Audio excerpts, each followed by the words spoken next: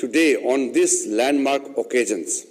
My compliments also to numerous organizations and people who have worked hard to make this observation a grand success.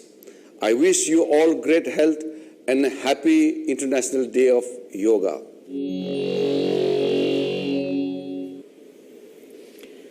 आदरणीय आयुष मंत्री श्री किरण रिजिजू जी, आपका बहुत बहुत धन्यवाद आपके संबोधन के लिए, आपकी मंगल कामनाओं के लिए। हमारे यहाँ भारतीय परंपरा में हमने देखा है, जब हम लोक परंपरा की बात करते हैं हमें, तो गीत संगीत हमेशा से उसका अभिन्न अंग रहे हैं।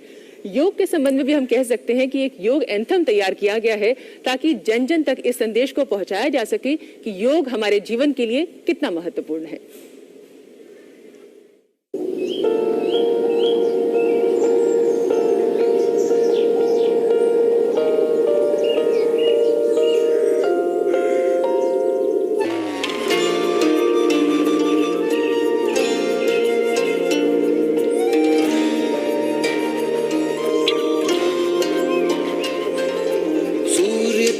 नमस्ते धरती तुझे नमन, शुक्रिया वायु तेरा, धन्यवाद गगन, कोश कोश का अभिनंदन, श्वास श्वास में हो चंदन। विश्व एक परिवार ने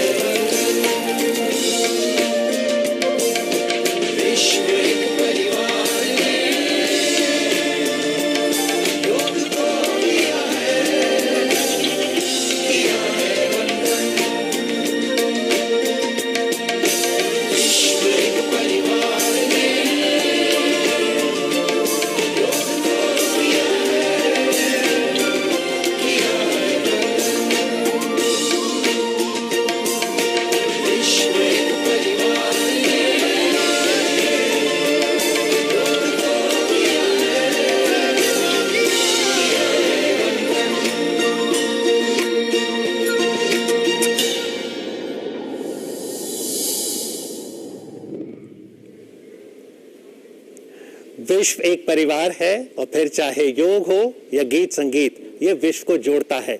उल्लेखनीय है कि 21 जून अंतर्राष्ट्रीय योग दिवस तो है ही, साथ ही अंतर्राष्ट्रीय संगीत दिवस भी है। बिल्कुल सही आपने कहा। और अभी जो विश्व एक परिवार है बात कही गई, हमारे तो परंपरा में हमेशा से कहा गया वसुदेव कुटुंबकम, यानी पूरे विश्व को हम अपना परिवार मानते हैं।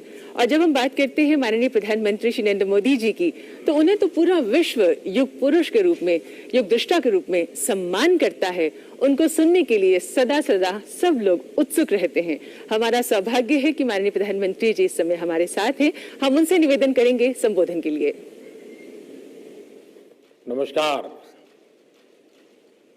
आप सभी को 7वें अंतर्राष्ट्रीय योग दिवस की बहुत बहुत शुभकामनाएं। आज जब पूरा विश्व कोरोना महामारी का मुकाबला कर रहा है, तो योग उम्मीद की एक किरण भी बना हुआ है। 2 वर्ष से दुनिया भर के देशों में और भारत में भले ही बड़ा सार्वजनिक कार्यक्रम आयोजित नहीं हुआ हो, लेकिन योग दिवस के प्रति उत्साह जरा भी कम नहीं हुआ है।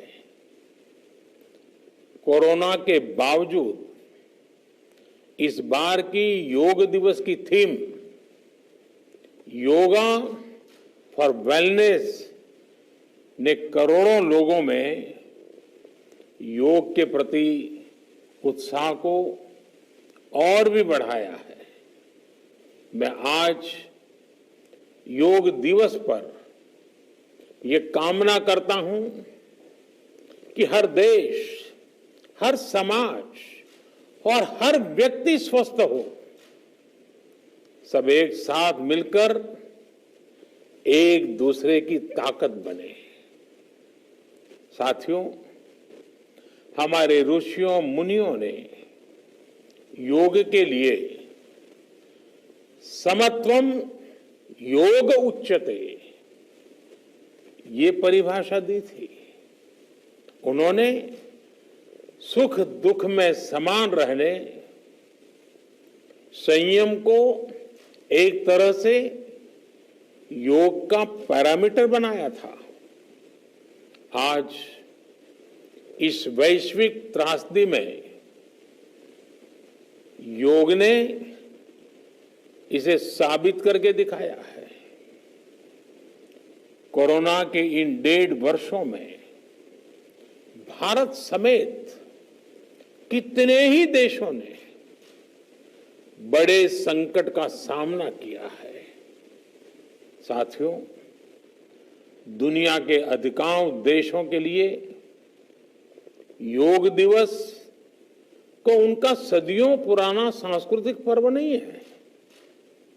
इस मुश्किल समय में, इतनी परेशानी में लोग इसे आसानी से भूल सकते थे, इसकी उपेक्षा कर सकते थे, लेकिन इसके विपरीत लोगों में योग का उत्साह और बढ़ा है, योग से प्रेम बढ़ा है। पिछले 1.5 सालों में दुनिया के कोने कोने में लाखों नए योग साधक बने हैं। योग का जो पहला पर्याय संयम और अनुशासन को कहा गया है, सब उसे अपने जीवन में उतारने का प्रयास भी कर रहे हैं। साथियों, जब कोरोना के अदृश्य वायरस से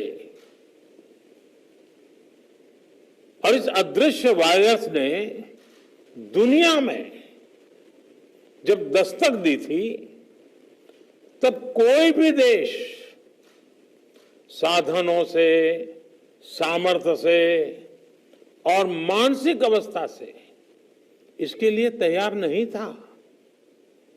हम सभी ने देखा है कि ऐसे कठिन समय में योग आत्मबल का एक बड़ा माध्यम बना। योग ने लोगों में ये भरोसा बढ़ाया कि हम इस बीमारी से लड़ सकते हैं। मैं जब फ्रंटलाइन वॉरियर्स से, डॉक्टर से बात करता हूं तो मुझे बताते हैं कि कोरोना के खिलाफ लड़ाई में उन्होंने योग को भी अपना सुरक्षा कवच बनाया। डॉक्टरों ने योग से खुद को भी मजबूत किया और अपने मरीजों को जल्दी स्वस्थ करने में इसका उपयोग भी किया। और आज अस्पतालों से ऐसी कितनी तस्वीरें आती हैं जहां डॉक्टर्स, नर्सेस मरीजों को योग सिखा रहे हैं, तो कहीं मरीज अपना अनुभव साझा कर रहे हैं। प्राणायाम, अनुलोम विलोम जैसी ब्रीथिंग एक्सरसाइज हमारे रेस्पिरेटरी सिस्टम को कितनी ताकत मिलती है, ये भी दुनिया के विशेषज्ञ खुद बता रहे हैं। साथियों, महान तमिल संत श्री तिरुवल्लुवर जी ने कहा, नोई नाडी नोई मुद्दल नाडी हदु तनिकुम वायनाड़ी वाय पच्चयल। अर्थात अगर कोई बीमारी है तो उसे डायग्नाइज करो, उसकी जड़ तक जाओ, बीमारी की वजह क्या है ये पता करो, फिर उसका इलाज सुनिश्चित करो। योग यही रास्ता दिखाता है। आज मेडिकल साइंस भी उपचार के साथ साथ हीलिंग पर भी उतना ही बल देता है और योग हीलिंग प्रोसेस में उपकारक है। मुझे संतोष है कि आज योग के इस पहलू पर दुनिया भर में के विशेषज्ञ अनेक प्रकार के साइंटिफिक रिसर्च भी कर रहे हैं, उस पर काम कर रहे हैं। साथियों, कोरोना काल में योग से हमारे शरीर को होने वाले फायदों पर, हमारी इम्यूनिटी पर पड़ने वाले सकारात्मक प्रभावों पर कई स्टडीज हो रही है। आजकल हम देखते हैं कई स्कूलों में ऑनलाइन क्लासेस की शुरुआत में 10-15 मिनट बच्चों को योग प्राणायाम कराया जा रहा है। ये कोरोना से मुकाबले के लिए भी बच्चों की शारीरिक रूप में तैयारी कर रहा है। साथियों, भारत के ऋषियों ने हमें सिखाया है, व्यायामात लभते स्वास्थ्यम दीर्घ आयुषम बलम सुखम आरोग्यम परमम भाग्यम स्वास्थ्यम सर्वार्थ साधनम। अर्थात योग व्यायाम से हमें अच्छा स्वास्थ्य मिलता है, सामर्थ्य मिलता है और लंबा सुखी जीवन मिलता है। हमारे लिए स्वास्थ्य ही सबसे बड़ा भाग्य है और अच्छा स्वास्थ्य ही सभी सफलताओं का माध्यम है। भारत के ऋषियों ने, भारत ने जब भी स्वास्थ्य की बात की है तो इसका मतलब केवल शारीरिक स्वास्थ्य नहीं रहा है। इसलिए योग में फिजिकल हेल्थ के साथ साथ मेंटल हेल्थ पर इतना जोर दिया गया है। जब हम प्राणायाम करते हैं, ध्यान करते हैं, दूसरी यौगिक क्रियाएं करते हैं, तो हम अपनी अंतर चेतना को अनुभव करते हैं। योग से हमें ये अनुभव होता है कि हमारी विचार शक्ति, हमारा आंतरिक सामर्थ्य इतना ज्यादा है कि दुनिया की कोई परेशानी, कोई भी नेगेटिविटी हमें तोड़ नहीं सकती। योग हमें स्ट्रेस से स्ट्रेंथ की ओर और नेगेटिविटी से क्रिएटिविटी का रास्ता दिखाता है। योग हमें अवसाद से उमंग और प्रमाद से प्रसाद तक ले जाता है। Friends, yoga tells us that so many problems might be out there, but we have infinite solutions within ourselves. We are the biggest source of energy in our universe. We do not realize this energy because of the many divisions that exist. At times, the lives of people exist in silos. These divisions reflect in the overall personality as well. The shift from silo to union is yoga.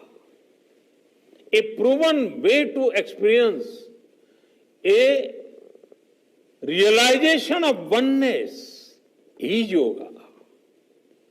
I am reminded of the words of the great Gurudev Tagore, who said, and I quote, "The meaning of our self is not to be found in its separateness from God and others, but in the ceaseless realization of yoga, of union," unquote.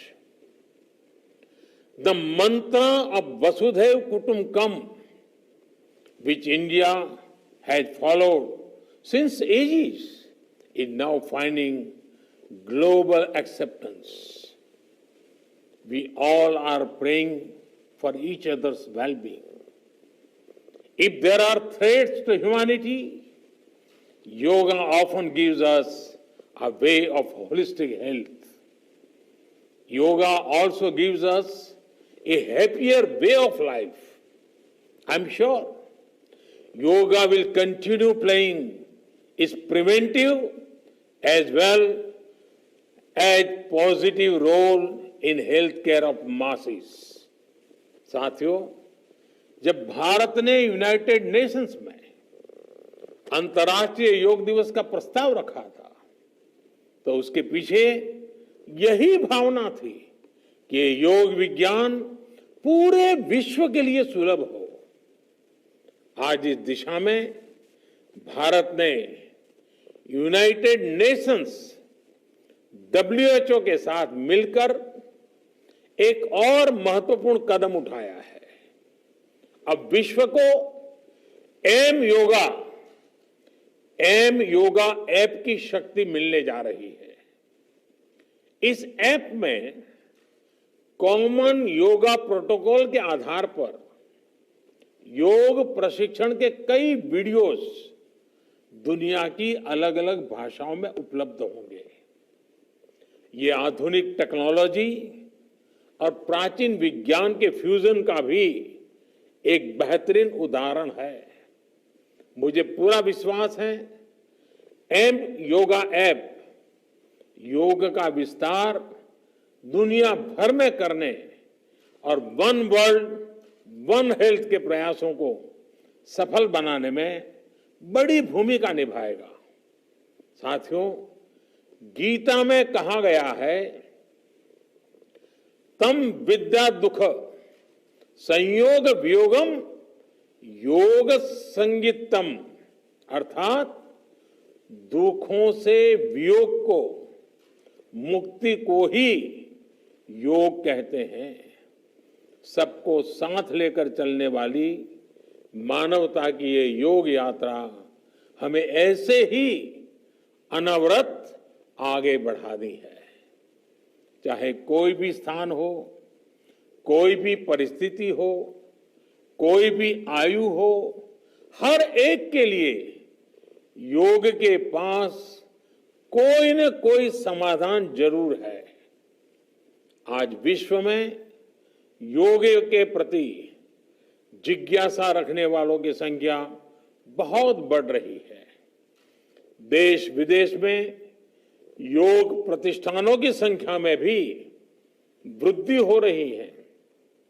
ऐसे में योग का जो मूलभूत तत्व ज्ञान है, मूलभूत सिद्धांत है, उसको कायम रखते हुए योग जन जन तक पहुंचे, अविरत पहुंचे, निरंतर पहुंचे, ये कार्य आवश्यक है।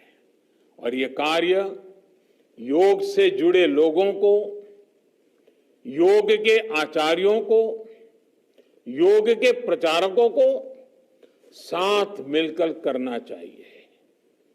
हमें खुद भी योग का संकल्प लेना है और अपनों को भी इस संकल्प से जोड़ना है। योग से सहयोग तक का ये मंत्र हमें एक नए भविष्य का मार्ग दिखाएगा, मानवता को सशक्त करेगा। इन्हीं शुभकामनाओं के साथ आज अंतर्राष्ट्रीय योग दिवस पर पूरी मानव जात को, आप सभी को बहुत बहुत शुभकामनाएं, बहुत बहुत धन्यवाद।